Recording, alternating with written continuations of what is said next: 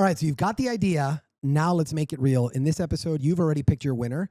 And what we're going to go through now is take the next step, right? Where most people actually don't even get this far, right? We're going to take your idea and we're going to figure out what structure it belongs in.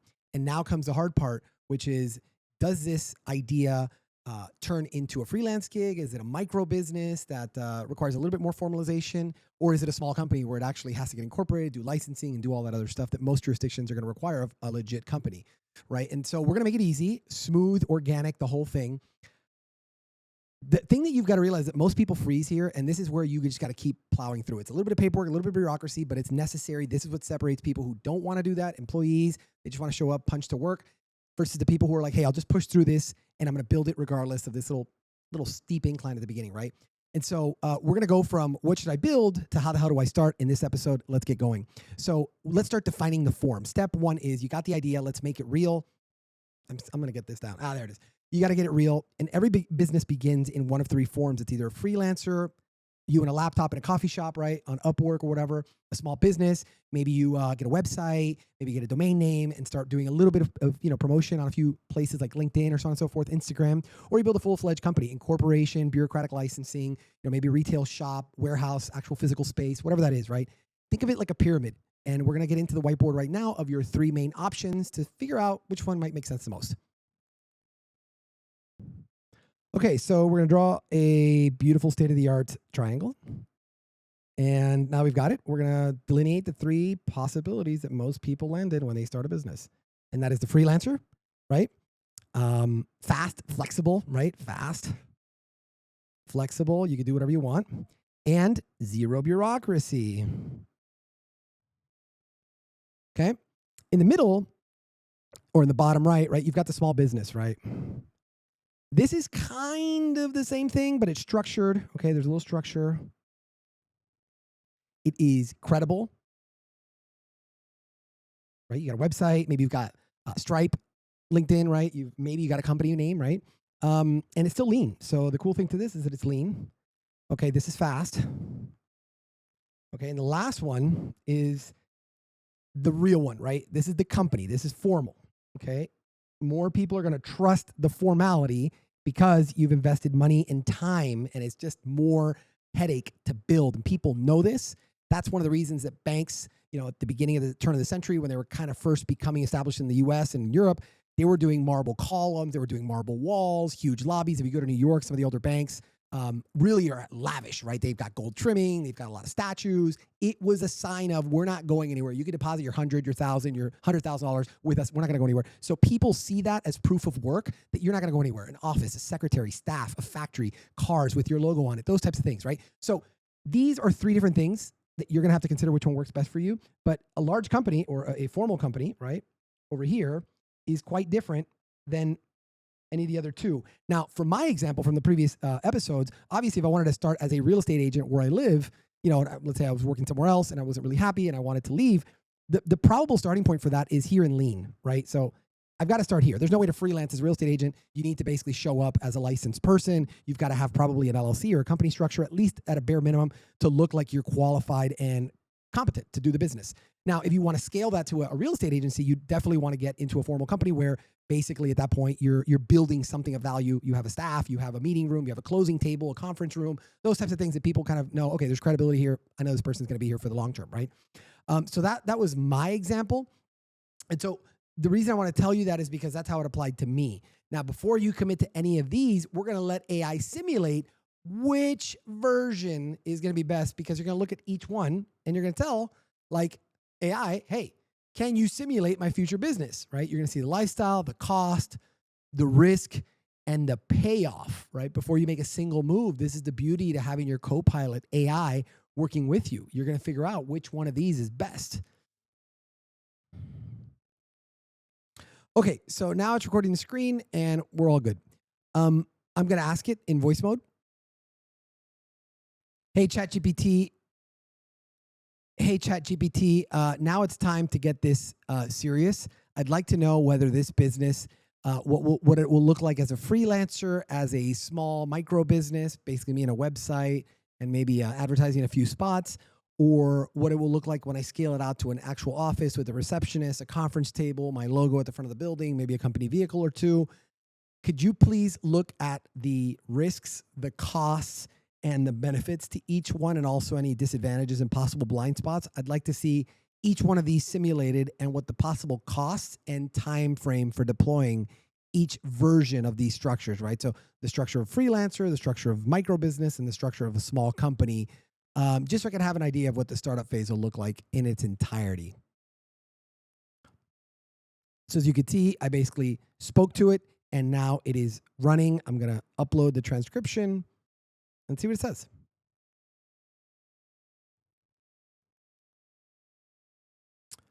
So now it's telling me, hey, the freelancer model is all of these things, core setup, it's legal, it's simple.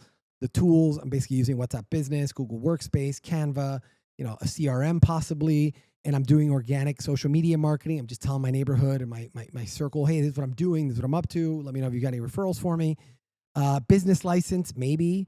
Basic website and domain, maybe $500 to $1,000. Total initials, $1,500 to $4,000 to get going, which basically means some photography, some drone footage if I need it for the marketing of the real estate agency, and maybe some ads, right? So it's a pretty lean startup. I would say that I could recover that within a month or two, right? If I'm hitting it hard.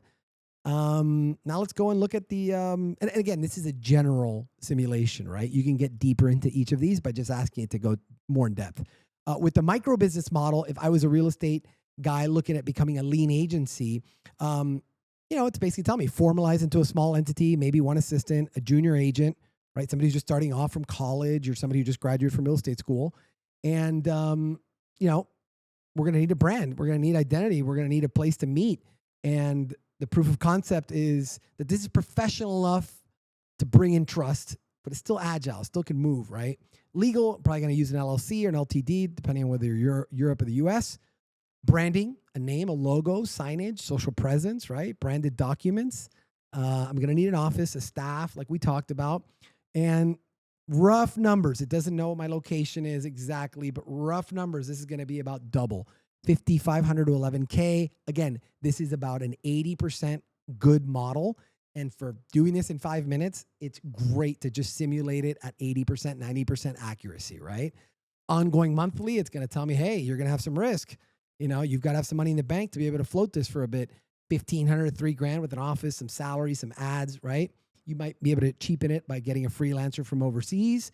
Timeline to set this up between the bureaucracy and finding an office and a staff, 1 to 2 months. Break even, 6 to 12 months, right? Depending on how much deal flow I already have and how big of listings I might get, right? The commission. So you want to start asking, hey, the benefits. Maybe there's a benefit or a risk that you're seeing that you're curious about or more concerned about. Ask it. I'm now looking at the small company model, right? The established firm. This is a recognized agency now. It's the typical real estate thing that says, this isn't a real estate office with an office front, signage, receptionist, so on and so forth. 3 to 6 agents and admin staff. I'm currently recruiting more agents. Maybe I've got a head agent, right? That like trains and helps me train the staff.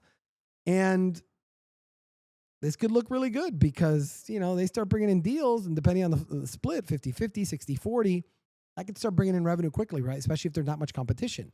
The difference is this is a more established business. I'm not going to get away from this anytime soon. Once I sink in the money, I'm in. I'm locked in for at least 3 to 5 years to see this out, right? It's less agile. It's less nimble.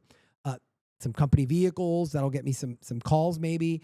Professional photography for everybody. It's a must. A website with listings. It's a functional website. It's not just, hey, my name's Bob Johnson Realtor or Bob Johnson Real Estate Agency. I now have listings and people can go through the gallery and see all the photos of the home. So it's a lot more detailed. It's a lot more nuanced. The cost structure is 55 to 100K.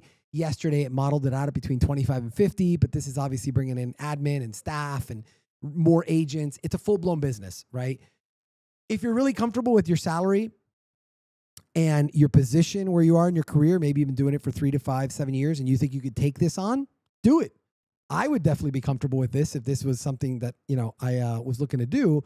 But for the sake of this example, it's 3 different versions of the form, right? The ongoing monthly here is 6 to 12K. I've got to have enough savings in the bank to float this for at least 6 to 12 months. Realistically, 12. So that's maybe about 150K in the bank, right? Just to put into the business. But the upside is that if 6 agents start producing and they're doing 2-3 deals a month each, the cash flow gets really, really good really quick, right? So there's some high benefits, there's some risks, there's some blind spots. It's telling you everything. And the best use case is it's basically telling you right off the bat. When you validated consistent lead flow, right? When you've got enough incoming business and you've secured some developer partnerships, right? Like my neighbor next door who's doing 45 townhouses, maybe that's enough to go and build a business on it, right? If he signs agreement, says, I like your style, I like the way you talk, I like your social media, I like the way you market yourself, I'm going to sign a contract for you to sell these 45, then maybe I need to open an office. And that's the link, right? That's the unlock of maybe there's a client out there that you can get real quick, or maybe you can pull a client from your existing database where you're working that if you onboard them, you know it's a game over for being small. Like there's no way I could talk to my neighbor who's doing 45 townhouses and literally work out of a coffee shop. It's just impossible. So it's a forcing function to step up into the big thing, which is the small company setup where I've got to put a lot more time, capital, and focus into it. And so the comparative setup of the summary, right, is right here. This is a beautiful diagram it gives you. I mean, this would have taken weeks to do if you were just doing the research. But for a 5-minute conversation, this kind of information is gold. And I don't know that many people are understanding that ChatGPT will do this for you. And that's why we started this channel. So if you're liking what you're seeing, click like and subscribe, because this is going to also give you a recommendation and deployment path. Like it's going to tell you, hey, this is what I think based on what you've told me. And you can have a conversation back and forth with it, right? So that is using AI to simulate your future business, right? Whether it's freelance, micro biz, or small company. And, we went through the Freelancer simulation. It's telling me at the end that the recommendation is if you want a risk balance path, go stage 1 Freelancer. So it's saying start at a coffee shop, get some ads out there for cheap, maybe get a domain name and build your reputation, right? For me, it's rebuild my reputation because I haven't been a realtor or engaged in real estate for about 7-8 years. And it's great advice. It's basically saying put a few $1,000 on the table and invest in yourself. Very risk adjusted, right? And then it says stage 2, if you get some traction after a month or two, formalize your brand, hire light admin, and start test advertising for the next 6 to 9 months. That is super reasonable. It's giving me a very low risk environment for a year to get going and see if there's something here, right? And then it's saying small companies coming stage 3, only after you've proven a repeatable acquisition funnel and have 6 to 12 months of deal consistency. Maybe for me, I don't have to do stage 1 and stage 2 because I could go talk to my neighbor or another neighbor that I know is doing a development around my neighborhood and say, hey, if you don't have an agent who's kicking ass and taking names, consider me. I'll put together a package. I'll put together some promotional samples. And within a week, you'll know if I'm your guy or not. And hopefully we can cut a deal and I can get 3% on their entire development selling out, which makes this viable. And it makes me have to hire a team. I've got to hire at least 1 or 2 sales agents to handle all the incoming calls and emails and so on and so forth. And I probably got to handle a transaction coordinator, right? That's the shortcut. Figure out what that is for yourself in your business. And you're going to find that, ChatGPT is doing an incredible job, not only simulating you from the beginning, but it's going to help you choose your structure, right? And how to make it official. So now I'm going to ask it another question. Hey, ChatGPT, I like the idea of starting as a stage 1 freelancer.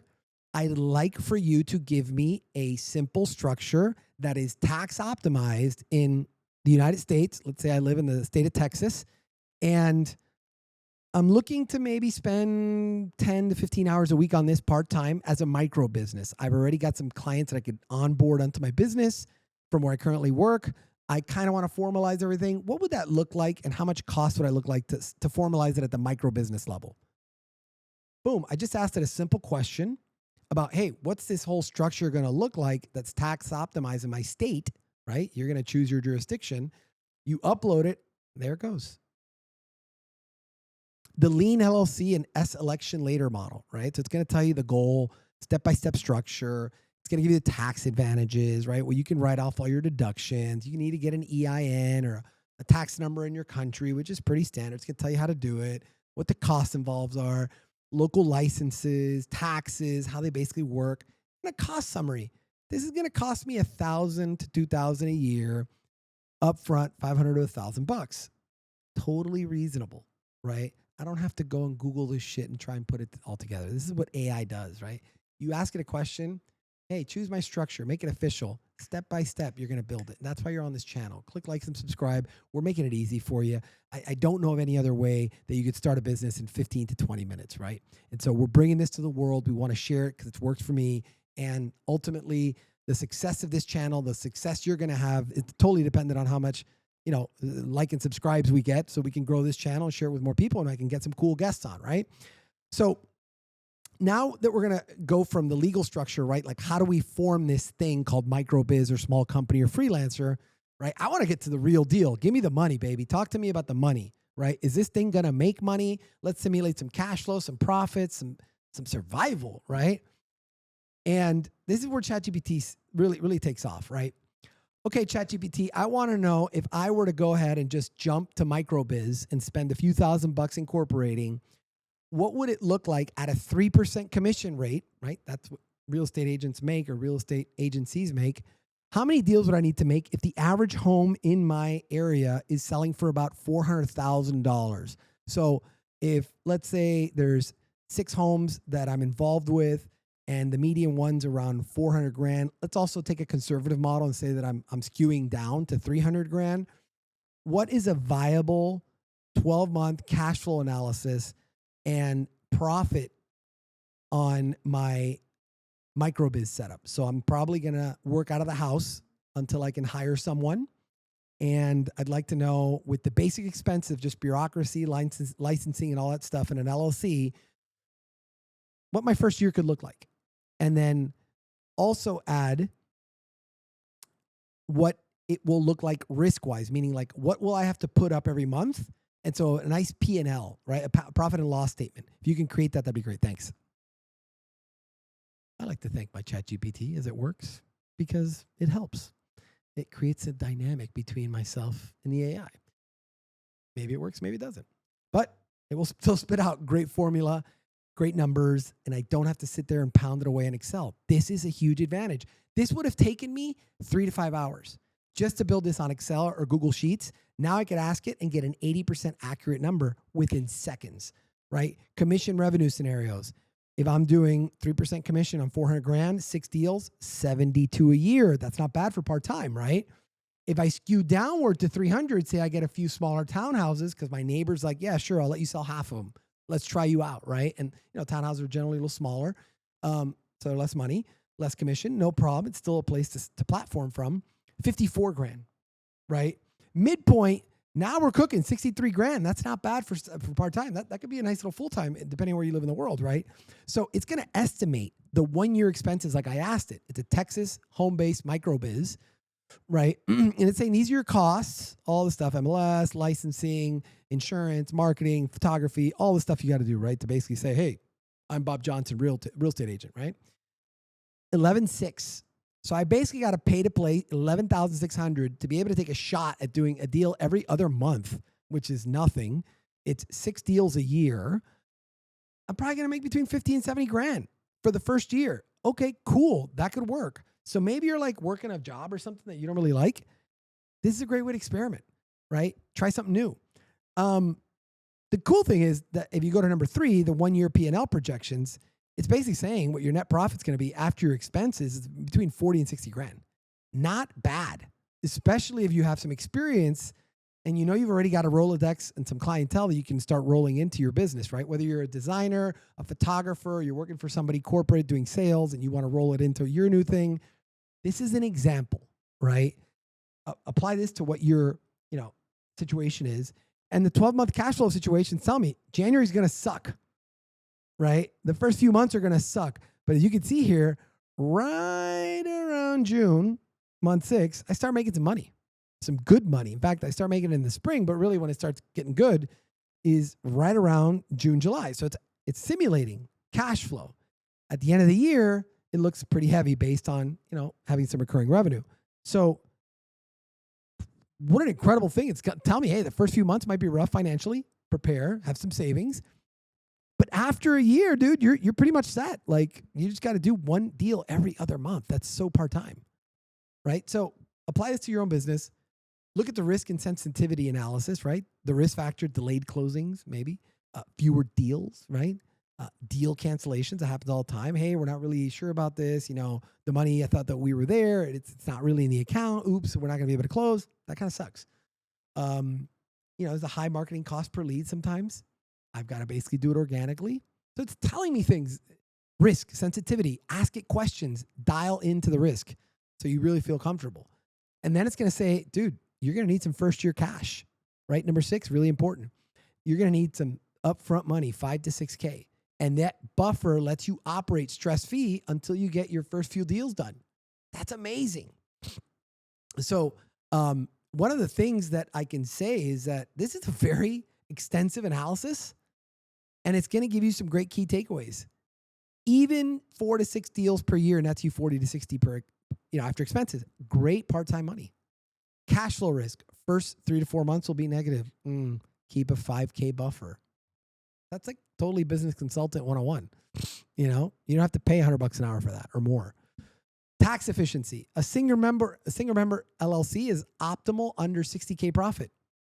Elect the S Corp later. It just gave you tax advice and it's good, right? You don't have to pay for that.